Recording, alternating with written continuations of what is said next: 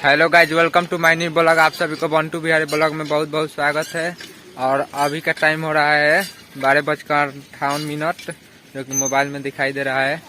और मैं आप सभी को बता दूं कि यहाँ काली माँ के पास पीतल का गुम्बज लग रहा है। सो गाइज, आप सभी को दिखाने की कोशिश करता हूँ। जो ये पीछे दिखाई दे रहा है गेट, ये मेन गेट है। और मैं आप सभी को बता दूं कि अभी गुम्बज लग रहा है पीतल का, तो आपको दिखाने की कोशिश करता हूँ।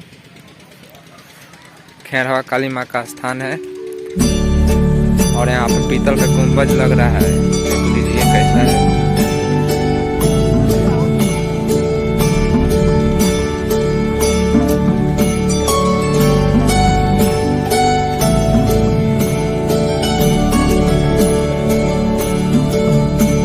तो गाइस, आप लोग देख सकते हैं, आप पीतल का गुम्बज लग रहा है। यही है खैरवा माँ का काली स्थान का।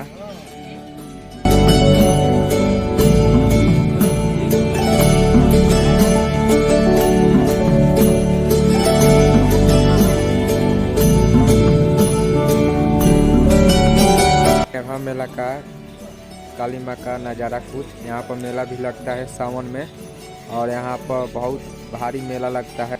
वो काली माँ का मेन गेट है जो दिखाई दे रहा है। और यहाँ का कुछ नज़ारा खैरवा काली माँ का स्थान के पास आप देखते हैं।